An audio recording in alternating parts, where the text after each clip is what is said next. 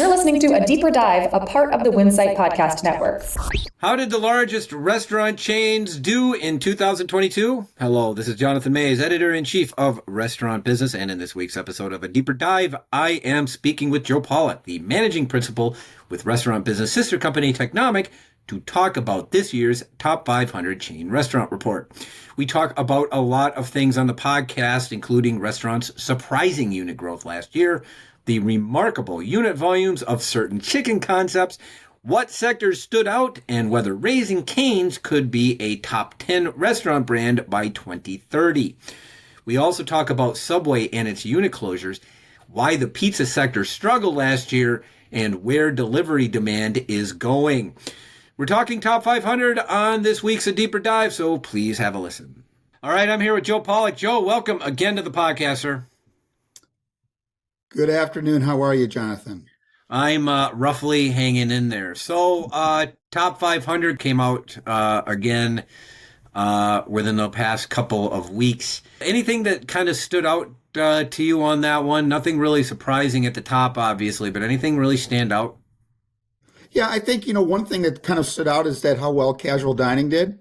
Up 10 percentage points, had a really good year. Again, I think this 2022 was the year of recovery for casual dining. 2021 was certainly the year for recovery within the QSR and fast casual arena. Casual dining was in 2022 because it wasn't impacted at all by any closures, etc. So, it had a clean year overall. So that was I think one of the, key findings that I saw overall. One thing you got to also remember that inflation drove a lot of that growth, with almost 8% inflation across the board, and the total top 500 growing 8%. You're kind of looking at a wash. So traffic really overall was pretty much flat. So that's one thing that you got to be a little bit concerned about longer term. Yeah. Yeah. I mean, if you look at, obviously, certainly the chain universe, price increases pretty much drove pretty much all of it. There was some unit growth. Unit growth is still sort of under average from pre-pandemic levels. I think it was like 1+% unit growth last year, which certainly was more than had been the past couple of years, but still not to the levels. I mean, the 2+% levels that we'd seen before the pandemic, which isn't a terribly bad thing if you ask me. Yep. I think it was 1.7 last year. You have to remember this is in a year or two last year. Cost of money started creeping up. I think 1.7 based on everything that relative to the economy being up in arms. The cost of construction has gone up dramatically with labor costs on the construction side, material costs on the construction side spiking. And also the cost of money going up. 1.7 I thought was actually a very good number. Now we'll see what happens this year with the slowing economy. I don't think we'll hit that number. But it just shows you that chains are investing. They saw opportunities with, I think, a lot of the locations that probably opened up because of the pandemic. 8 locations, B locations in some cases, where they're able to put units where they're very desirable for them for expansion. Yeah. Yeah, the other thing, I mean, they had permitting delays, I think was a big pain for a lot of restaurants last year, led to some real serious delays in openings and things of that nature. And then I think supply chain issues and stuff. But yeah, they'll be really hard pressed, to come, I think, really close to where even last year's percentage this year. I just think that growth in the next few years, because it's just, especially a lot of these fast food restaurants, I mean, drive-through locations are just so hard to come by. In fact, I mean, I remember talking to some operators of one fast food restaurant about another fast food chain about them not being able to meet their development plans. And they were saying, well, you can't get anything open. They're like, you can't get a drive-through right now. It's going to be too expensive. I just think it's going to be kind of hard. They're definitely going to be hard pressed in the next few years, especially given the way interest rates are going and things like that. But I don't think that's necessarily a bad thing. I think the biggest mistake this industry could make would be over construction, and getting ahead of their skis, Because I still think a lot of these restaurants probably have some capacity for volume. I mean, unless of course you're talking about Raising Cane's or Chick-fil-A. Right. Yeah, Um, I mean, the pandemic, a silver lining to it, from an overall industry standpoint, certainly don't want people to lose their businesses, et cetera. We had way too many restaurants before the pandemic, and now we've kind of had a shuffling out because of it. And, we don't want to get back to the point where we just had too many restaurants. And again, with population growing only less than 1%, 0.8%, 0.7% a year, and you were adding more than 1%.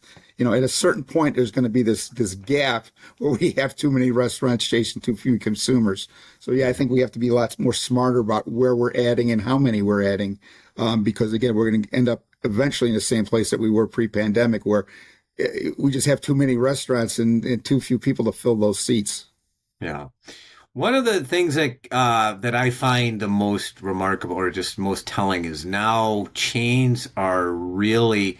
The pandemic was, I mean, it's no surprise that the pandemic was very favorable to the chain universe. Like if chains just obviously were able to perform better for a lot of different reasons than independents. They closed a lot fewer locations on balance. They had they had financial wherewithal and whatnot, to get through that period. And the result is that now chains, even after last year where you saw some real recovery on the independent side, you're still talking that chains now account for 59% of the restaurant industry, and they were 53% before the pandemic. That's a pretty substantial shift if you really think about it. Yeah, I mean, I think they've done a great job. First of all, the pandemic consumers. They had a much better position from a consumer's perspective. I think consumers just felt comfortable going to chains, the familiarity, the way they marketed themselves, off premise, especially on a quick service side. They're viewed as the off premise, kings, if you will. Even on the full service side, they pivoted very quickly to off premise. And I think, a lot of that just remains sticky, that, there's a lot more familiarity, and consumers said, well, chains do a pretty good job, even if they weren't chain customers in the past. So, they've done a really good job retaining those customers. So I think that's, I think the retention piece has been a big kudos to chains, because they've been able to keep those people that they gained during the pandemic that maybe in the past may have even tried a chain or just thought of a chain as something to grab something quick and be in and out with it, and now realize that chains put out good quality foods, and they're in many cases compete very well on quality and value that an independent can provide. Mm-hmm. Yeah. So I did some calculations today, Joe, that I think you'll find interesting. So Subway came out with its FDD, and they now have 20,576 locations. Still the most total locations by 5,000 over Starbucks. So you've got to believe that probably in 5-6 years, 5-6 maybe, you'll see Starbucks surpass Subway in terms of unit count. But Subway has closed 6,500 locations since 2015. Only six chains have 6,500 or more locations. Wow. Subway closed more locations since 2015 than all but 6 restaurant chains have.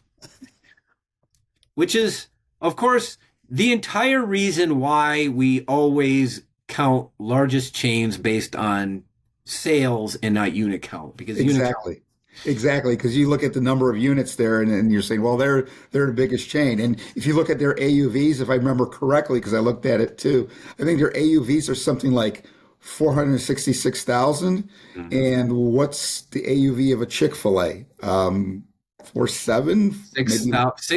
6.8 million. I'm looking at old data. So they're 6.8 million. I got the data right in front of me. So they're 15x. 15 times. So again, you have to look at sales. You got to look at volume.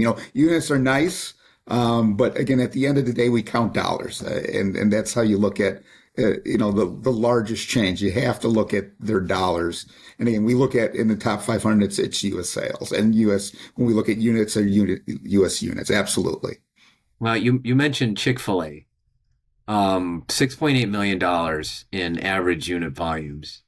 And by the way, that's the real, because that counts, like they still have a fair number of mall units that really drags that number in non-trad locations. It kind of drags that number down because their real number is actually 8 million plus. In any event, so 6.8 million, because I was also looking at Texas Roadhouse, 6.9 million, and Texas Roadhouse is no slouch. Right. And Chick-fil-A is almost there. That restaurant chain, I think we talk every time because I always have you on this, we always end up talking extensively about Chick-fil-A because they're nuts. And it's a real extraordinary symbol that you can generate really, really strong sales without peppering the world with restaurants. Because they have fewer locations than any other. I mean, you have to get down to Panera Bread to have a smaller total number of locations. They have fewer than Chipotle. They obviously than Domino's, obviously than Subway, than nobody else in the top 10 comes even close, except for Chipotle. And I find that what Chick-fil-A does to be as extraordinary as any restaurant chain I've ever seen. Exactly, and I always say their food is good. But there's a lot of chicken sandwiches out there. There's a lot of people doing nuggets. There's a lot of people doing chicken tenders. It's again their model is service, and my pleasure. When you go in there, you like going in there. You feel like family. That's their formula, and it doesn't matter if it's a unit in downtown Chicago at the train station, or it's in a small town in Tennessee. You feel the same way. They've really trained their employees to make everyone feel like family, and that's the formula. It seems simple. It's not in this day and age, especially with labor, but they really ingrain that through their whole culture. Yeah, yeah. And now we've got almost like a Chick-fil-A Junior and Raising Cane's. Yeah. Those two. When I was doing the top 500 story, we were talking about chicken, and Kevin was mentioning that basically the entire chicken market is doing well, but it's almost entirely being lifted up by these two chains alone, Raising Cane's and Chick-fil-A. I mean, Raising Cane's, 31% sales growth, $3.1 billion now, which is remarkable, as they've had like tenfold growth over the last 7 years. I think something to that effect, some ridiculous number. $5.4 million in average unit volumes, which I find more extraordinary than Chick-fil-A's, because Chick-fil-A's got like double drive-throughs. They've got traffic people. They've got, technology. They've got 3-day parts. And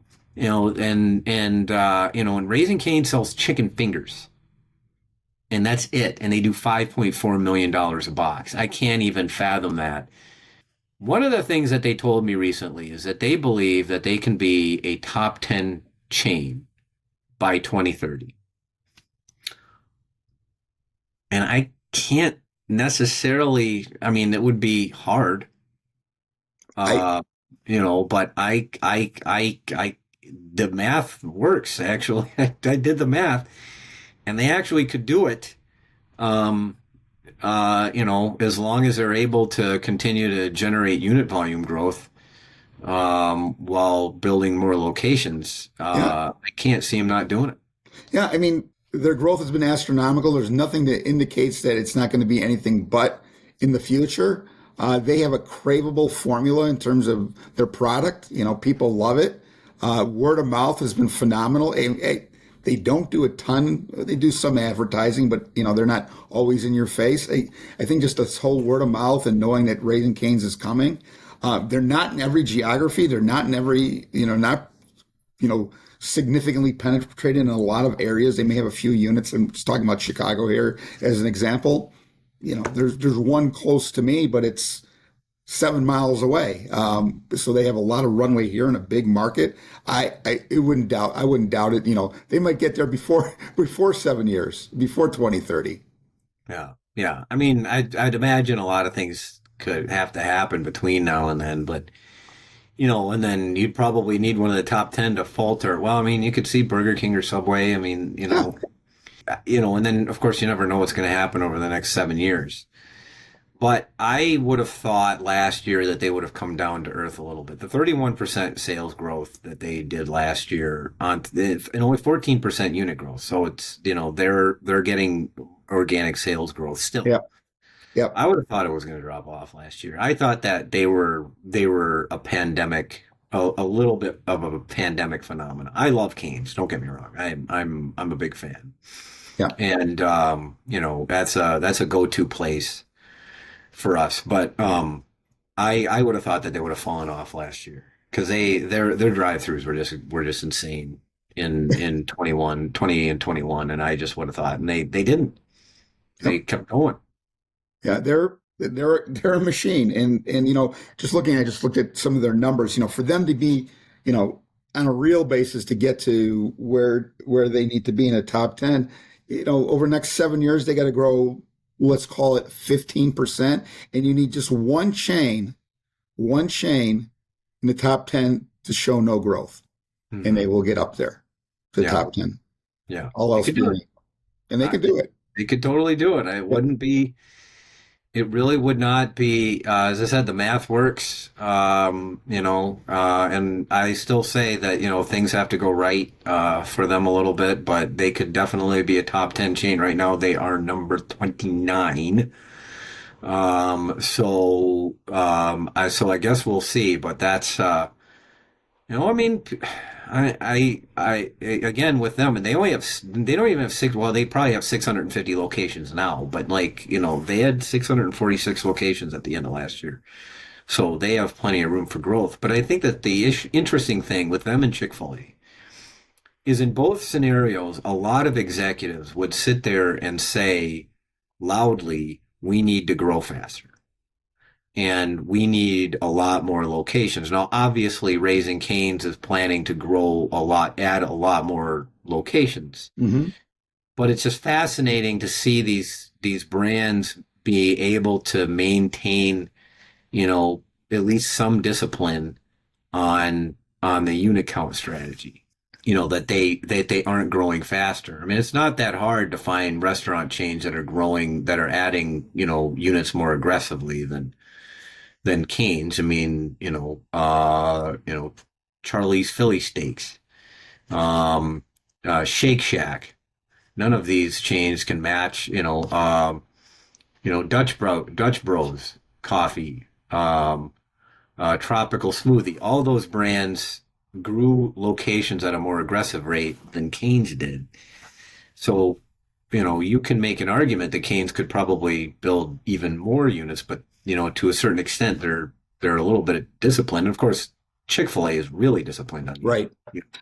And you have to be. I mean, I always, when I look at new chains that come into the market, or usually there's a small chains that have all these very aggressive growth plans that are going to say, in 5 years, we're going to, right now they may have 25 units, and say in 5 years, we're going to have 1,000 units. And first of all, that's unrealistic.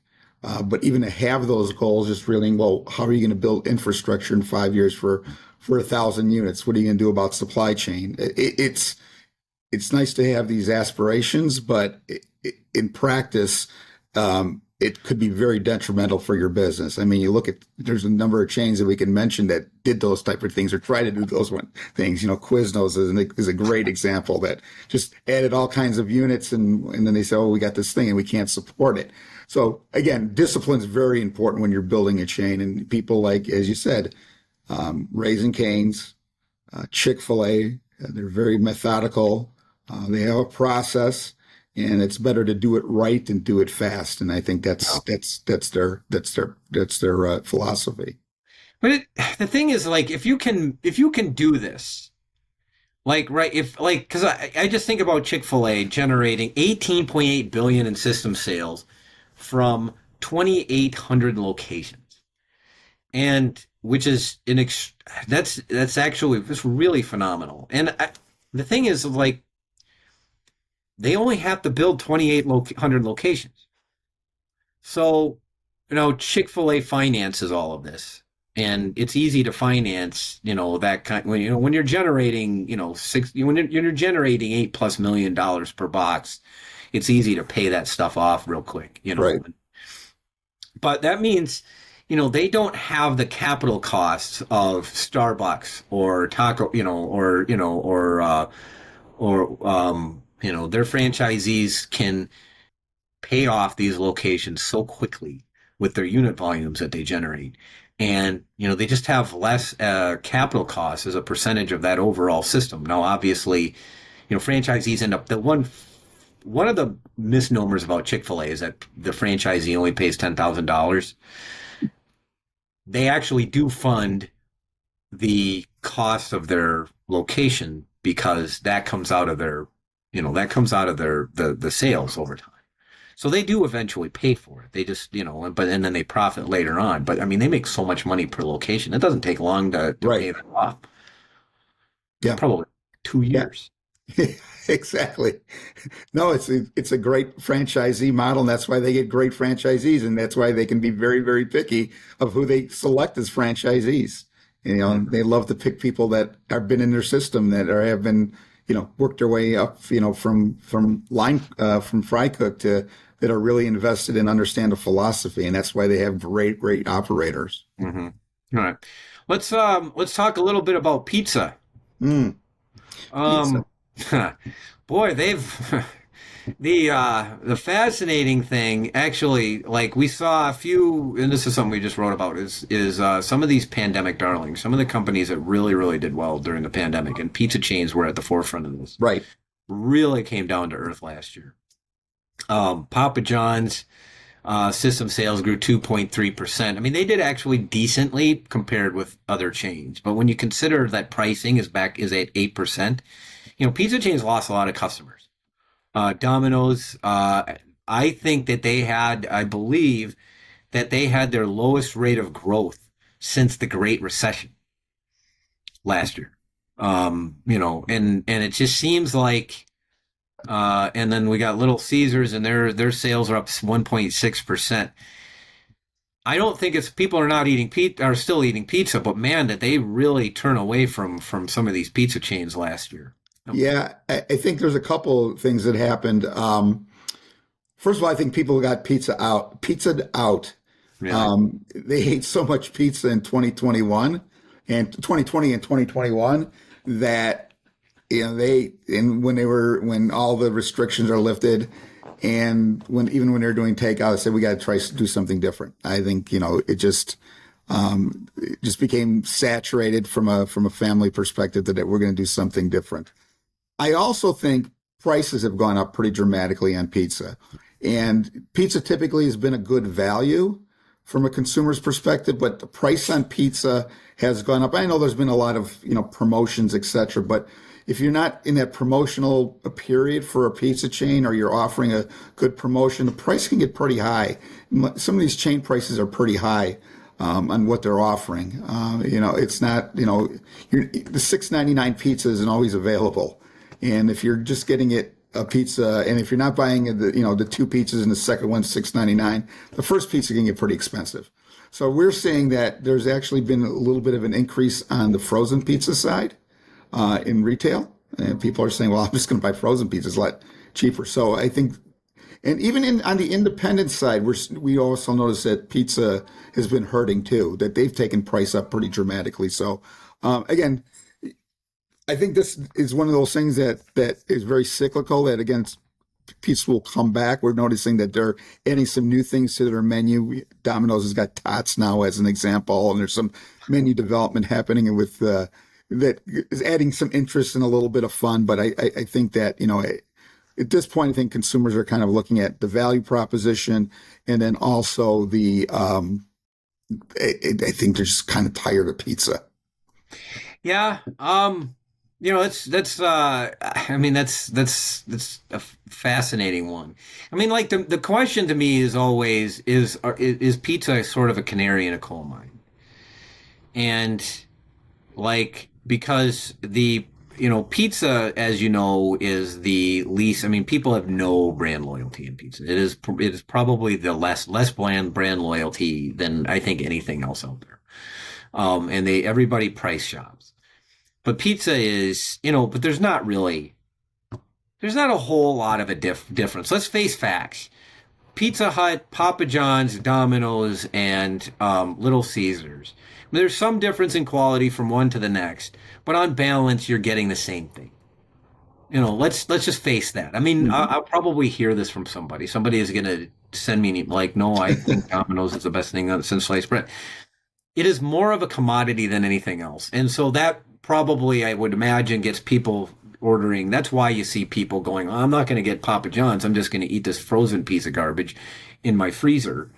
I'm not a big frozen pizza fan, Joe. But anyway, so in that sense, you could see where inflation will get people to go from pizza, from going to Domino's to getting a DiGiorno.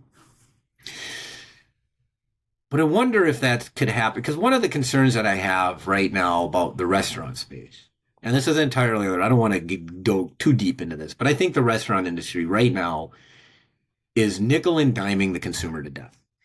We have price increases of about 8%. Now, if you start going to more fast food restaurants, you have to pay a tip.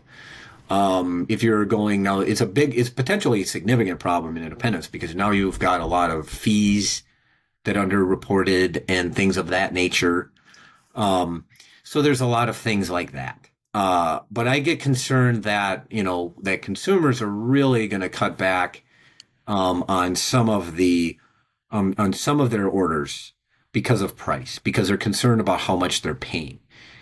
And I think that it's possible that that pizza delivery, the issues that we're seeing right now with the pizza delivery business, could be a sign of things to come in the broader industry. And for evidence, did you see you probably saw the DoorDash news that DoorDash is starting to de-emphasize restaurants that charge high menu prices for delivery versus going to the restaurant. And I see that as a sign that this is in fact a concern that these delivery companies have. And I'm wondering if Domino's, if what we see in pizza is a canary in the coal mine. Yeah, absolutely. I mean, delivery. I mean, if you look at some of the, and it's kind of timely as you talk about this, is when you look at some of the delivery company financials, and they're saying, hey, delivery's up, 20% last year. I can't remember exactly, but pretty strong numbers. Mm-hmm. You have to remember that a lot of these delivery companies have pivoted, and they are now doing retail. You can have them stop at 7-Eleven and pick up a pint of ice cream for you. So they're doing a lot of business there. It's not just meals anymore. So with their meal business, I believe, is pretty flat right now.